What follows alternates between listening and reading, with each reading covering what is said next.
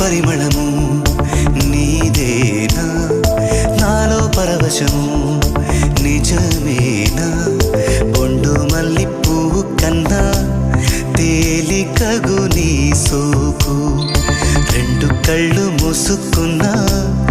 లాగు మరి నీ వైపు సొగసును చూసి